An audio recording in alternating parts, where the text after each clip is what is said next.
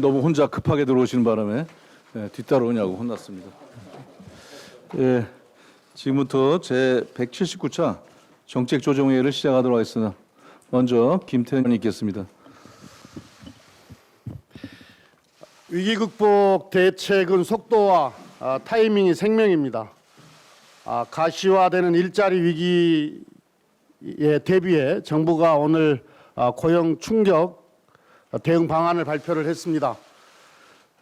공공 분야에서 40만 개, 민간에서 15만 개, 총 55만 개의 새로운 일자리를 공급하는 계획입니다. 정부의 방안이 실제 일자리 창출로 이어지게 하는 열쇠는 국회가 쥐고 있습니다. 국회에서 3차 추경이 통과되고 예산이 확보돼야 일자리가 만들어집니다.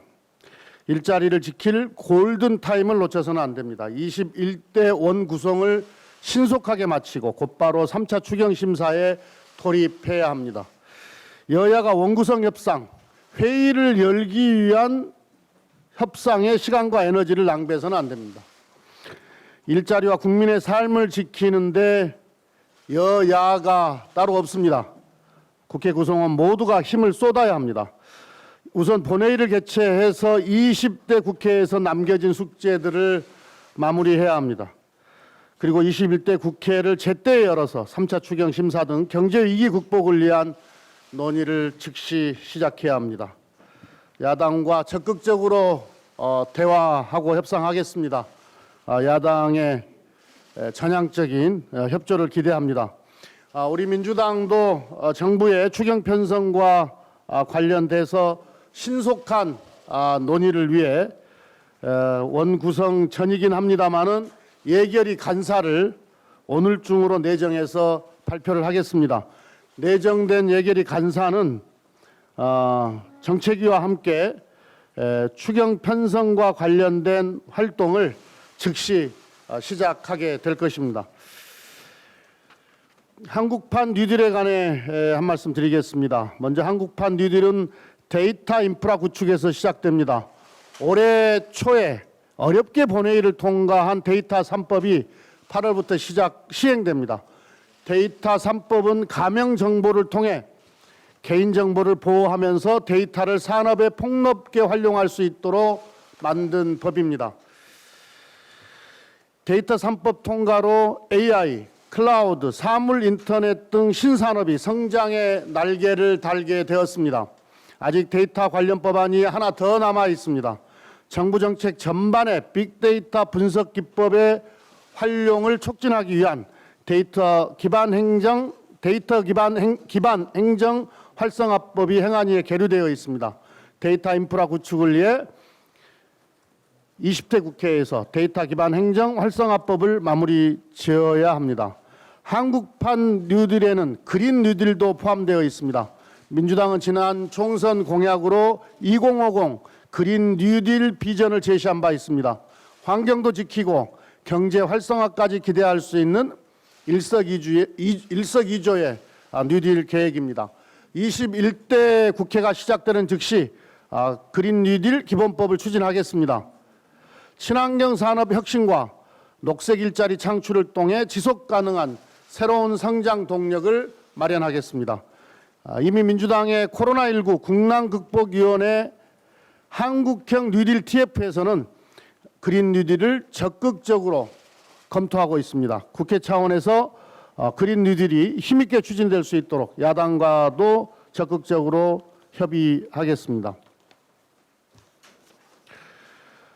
한국판 뉴딜의 또 하나의 축은 제조업 혁신입니다.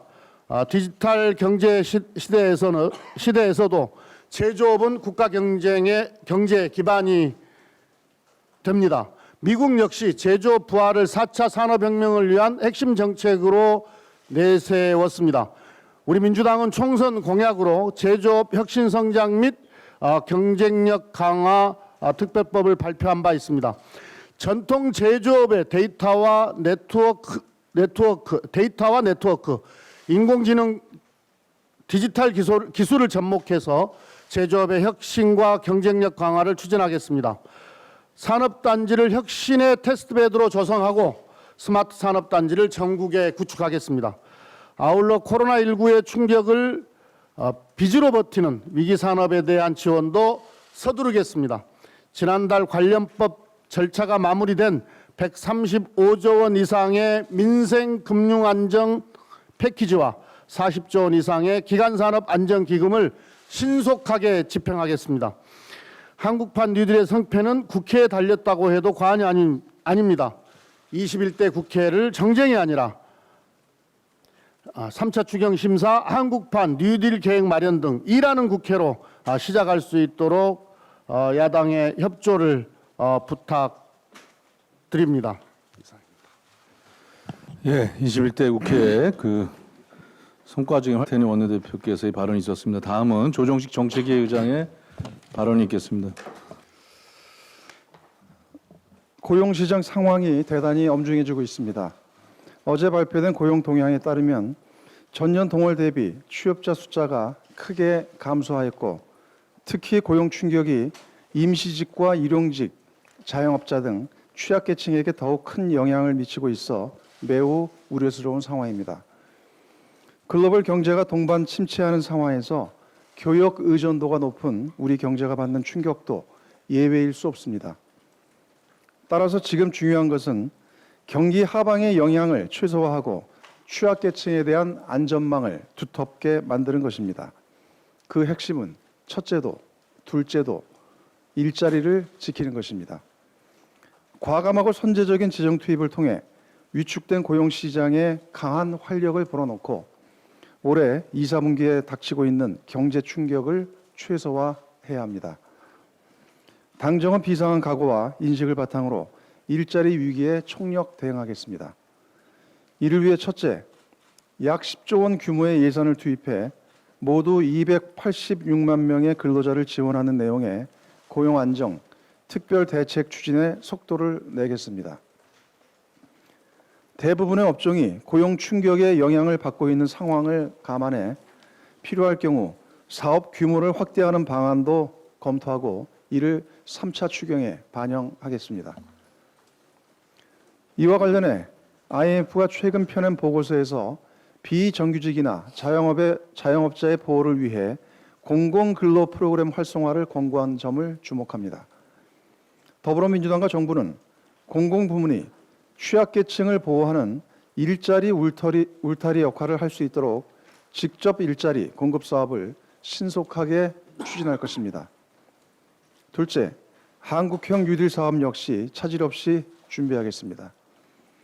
한국형 뉴딜 전략이 목표로 삼고 있는 선도형 경제로의 진화를 위해서는 신산업뿐만 아니라 SOC 등 기존 산업에도 디지털 혁신이 뿌리 내려야 합니다. 합리적 규제 개선과 함께 소외계층에 대한 포용적 안전망 구축에도 적극적으로 나서야 합니다. 당정은 이에 따른 세부 사업 선정과 추진에 만전을 기하겠습니다. 셋째, 위기 극복을 위한 법제도 마련을 서둘러야 합니다. 특히 국회 차원의 입법적 노력이 시급하다는 점을 강조하고자 합니다. 다행히 최근 고용안전망 확충 관련 법안이 상임위 차원에서 처리되는 등 일정한 성과가 나타나고 있지만 민생 현장이 필요로 하는 법안들 다수가 여전히 각 상임위원회에 발목이 묶여 있는 형편입니다. 오늘 오후 여야 원내대표 간 회동이 예정되어 있는데 일자리 및 경제 위기 해결을 위한 초당적인 협력이 도출되길 기대합니다. 당정은 당면한 국난 극복과 더불어 포스트 코로나 시대의 혁명적 대전환을 꼼꼼하게 대비하겠습니다. 위기에 강한 대한민국의 저력이 다시 한번 빛을 발할 수 있도록 정치권도 힘과 의지를 모으자는 말씀을 함께 드립니다. 더불어민주당과 더불어시민당이 어제 양당 수임기관 합동회의를 열고 공식적인 통합 절차를 마무리 지었습니다. 민주당과 시민당은 지난 총선 당시 국민들께 선거 직후 최대한 빨리 합당을 추진하겠다는 약속을 드렸습니다. 이 약속에 따라 양당의 통합을 속도감 있게 진행하였고 어제 통합으로 더불어민주당은 177석의 정당으로 거듭나게 됐습니다. 더불어민주당은 국민들께서 보내주신 지지와 성원의 무게를 깊이 새기며 코로나 국난 극복과 함께 대한민국의 더 나은 미래를 위한 초석을 놓는 데 최선을 다할 것입니다.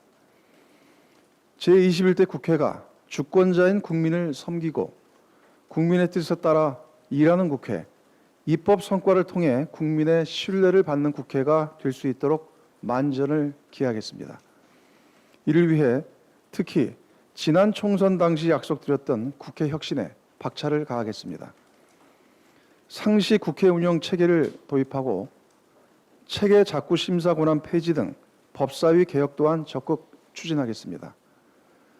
국회의원 특권의 과감한 폐지와 아울러 국회의원의 윤리 의무도 강화하겠습니다. 야당에게도 한 말씀 드리겠습니다. 지난 20대 국회의 실패와 과오를 반복하지 않기 위해서 정치권이 가장 먼저 해야 할 일은 무엇보다 국민과의 약속을 지키는 것입니다. 분명히 말씀드리지만 꼼수 교섭단체 구성은 국민의 표심을 왜곡하고 총선 민의를 부정하는 행동입니다. 미래통합당과 미래한국당이 한 몸이라는 것은 온 국민이 다 아는 상식입니다. 그럼에도 서로 다른 몸이라고 독자 노선을 주장하는 것은 그야말로 국민의 눈높이를 외면하는 어거지이며 알량하고 편협한 당리당략에 불과할 뿐입니다. 만일 미래통합당과 미래한국당이 끝내 정도를 거부할 경우 더불어민주당은 국회법 등 관련 절차와 규정에 따라 국민이 부여한 권한을 행사할 것입니다. 이상입니다. 한 발언을 몇 가지 하도록 하겠습니다. 먼저 최근에 아파트 경비원 자살 사건 관련해서 우리 사회에 경각심을 주는 안타까운 일이 벌어졌습니다. 지난 10일 서울 강북구의 한 아파트 경비원이 주민의 폭언과 갑질에 극단적인 선택을 하였습니다. 시민사회는 가해자의 처벌과 재발 방지책을 촉구하는 등 전 사회적으로 비판과 자성의 목소리가 커지고 있습니다. 경찰은 경비원을 폭행한 것을 알려진 주민을 소환하여 조사에 들어갔습니다. 철저한 진상조사와 이에 따른 처벌은 반드시 이루어져야 할 것입니다. 또한 이번 같은 사건이 반복되지 않도록 관련한 제도 개선의 요구도 높아지고 있습니다. 사회적으로 불행한 이번 사건이 어제 오늘의 일이 아니기 때문에 더욱 그렇습니다. 지난 2019년 국토교통위원회 국정감사에서 제가 정부 측의 자료를 받아보니까 5년간 공공임대주택 관리 직원에게 입주민이 가한 폭언 폭행은 2,923건에 달했고 경비원에 대한 입주민의 폭언 폭행도 73건에 달한다고 자료가 나와 있습니다. 이는 공공부문에 대한 조사여서 민간 부문까지 조사한다면 더욱더 많아질 것이라고 판단됩니다. 민간 부문에 대한 조사가 그동안 없었던 만큼 국토부와 행안부, 지방자치단체가 합동으로 전수조사를 해볼 필요가 있습니다. 숨죽이고 있는 또 다른 피해자가 없는지 범정부 차원에서 확인하고 재발 방지책을 만들어야 할 때입니다. 지난 2017년 경비원 등의 인권 존중과 업무 외에 부당한 지시를 하지 못하도록 공동주택관리법을 대표 발의해서 본회의에 통과된 바가 있습니다. 하지만 최근의 양태는 이것만으로는 많이 부족합니다. 부당한 업무 지시를 금지하고 비인격적인 대우, 폭언 폭행에 대해서는 지자체에서 주기적인 조사와 신고가 이루어질 수 있도록 제도를 개선해야 합니다. 또한 이 과정에서 경비원들의 일자리가 지켜질 수 있도록 세심한 배려도 함께 있어야 합니다. 저희 당은 21대 국회가 개헌하면 신속히 대안을 마련해서 보안 입법에 착수해야 할 것입니다. 우리 당은 문재인 정부와 함께 숨죽이며 폭언과 갑질 등 부조리에 하루하루를 살아가는 분들을 위한 노력에 앞으로도 더욱 최선을 다하겠다는 것을 밝혀드립니다. 다음은 전재수 원내 선임 부대표의 발언이 있겠습니다. 예, 원내 선임 부대표 전재수 의원입니다. 우리 정책위 의장님께서도 언급을 하셨는데 미래통합당 그리고 그 위성정당인 미래한국당의 합당을 촉구합니다. 대한민국은 코로나19 위기를 극복해야 합니다. 포스트 코로나 시대에서 다시금 도약해야 합니다. 매우 엄중한 시기입니다. 그래서 각별히 21대 국회는 일을 해야 합니다. 정쟁을 위해서 주어진 시간은 없습니다. 21대 국회 개원까지 약 보름의 시간이 남았지만 21대 국회는 지금 이 순간에도 일할 준비를 하고 또 일해야 합니다. 국회원 구성이 첫 단추입니다. 21대 국회에서는 원 구성을 둘러싼 기싸움, 줄다리기는 없어야 합니다. 더불어민주당은 국회의 관례, 협치의 정신을 최대한 존중하겠습니다. 그러나 연일 제기되고 있는 위성정당 미래한국당의 꼼수, 국회 개원을 볼모로 한 발목 잡기에 대해서는 단호하게 대응하겠습니다. 미래한국당이 국회 교섭단체 행세를 하거나 혹여 만들어질 수도 있는 꼼수 교섭단체에 대해서는 특단의 조치를 취할 것임을 분명하게 말씀드립니다. 더불어민주당과 더불어시민당은 국민들께 약속드린 대로 합당을 결의했습니다. 꼼수와 반칙을 거부한 것입니다. 이제 미래통합당과 그 위성정당인 미래한국당의 합당만 남았습니다.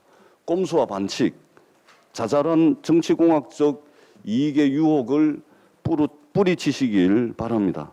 21대 국회, 일하는 국회에 함께 해주시길 바랍니다. 끝으로 오늘 오후 20대 국회 마지막 임시국회 의사일정 협의가 있습니다. 산적한 민생 법안들을 최대한 처리해서 20대 국회가 유종의 미를 거둘 수 있기를 바랍니다. 특별히 형제복지원 피해자분들의 아픔, 이제는 매듭을 지어야 합니다. 형제복지원 사건의 진상규명 그리고 피해 보상을 담은 과거사법 개정안이 반드시 처리될 수 있기를 바랍니다. 저희 더불어민주당 최선을 다하도록 하겠습니다. 예, 다음은 표 중에 이용빈 광주 광산갑 당선자의 원내 첫 공개 발언을 하도록 하겠습니다.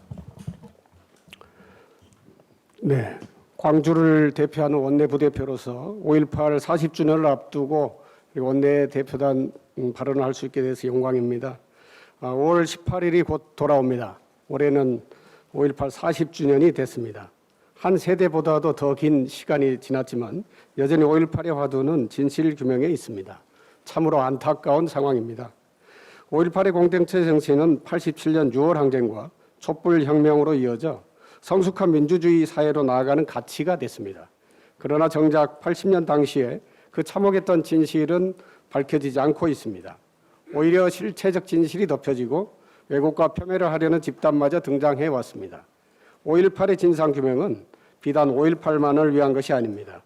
진상규명은 왜곡된 역사를 바로잡는 것의 다른 말입니다. 역사를 잊은 민족에게 미래는 없습니다. 역사적 진실을 바로잡지 못한 민족에게 정의는 없을 것입니다. 5.18의 참상을 낱낱이 밝히는 것에서 시작해 그동안 부조리한 권력에 의해 진실이 가려졌던 어두운 현대사를 하나씩 바로 잡아가야 합니다. 더 이상 국가폭력에 맞서 싸웠거나 무참히 희생된 시대의 비극이 개인들의 고통만으로 남겨져서는 안 됩니다. 문재인 대통령과 더불어민주당이 약속했던 5.18 민주화운동의 완전한 진실규명을 위한 5.18 진상조사위원회가 작년 말에 출범했고 12일부터 진상규명을 위한 조사활동이 본격적으로 시작됐습니다. 진상조사위원들과 조사에 참여하시는 모든 관계자분들의 5.18의 역사적 진실을 밝힐 마지막 기회라는 절박한 심정으로 조사에 임해 주시기 바랍니다. 40년 동안 밝혀지지 않은 발포 명령자를 찾아내고 무고한 시민들을 향해 왜 군인들이 총을 쏘아야만 했는지 경위를 밝혀내야 합니다. 또한 사망사건, 집단학살, 행방불명자, 여성 성폭력 사건 등 군 조직의 역사 왜곡과 조작 등 해결되지 못한 진실들을 규명해야 합니다. 5.18의 역사적 진실을 반드시 규명해서 더 이상 5.18을 둘러싼 왜곡과 논란을 없애고 국민 통합을 이뤄낼 수 있는 국가 공인 보고서가 나올 수 있기를 기대합니다. 작년에 우리 정부가 미국 정부에 요구했던 미 국무부가 생산해 가지고 있던 5.18 관련 기밀 문서의 일부를 제공받았다고 합니다. 진상조사 활동이 시작되는 시점에 반가운 소식입니다. 정부는 미국 정부가 가지고 있는 5.18 관련 기밀 문서들이 추가적으로 공개될 수 있도록 지속적으로 노력해야 합니다. 그래서 5.18에 대한 완전한 진실이 밝혀질 수 있도록 적극 협력해야 할 것입니다. 이상입니다. 예, 공개 발언 순서를 마치고 회의를 비공개로 전환하겠습니다. 언론인 여러분들의 협조를 부탁드리겠습니다.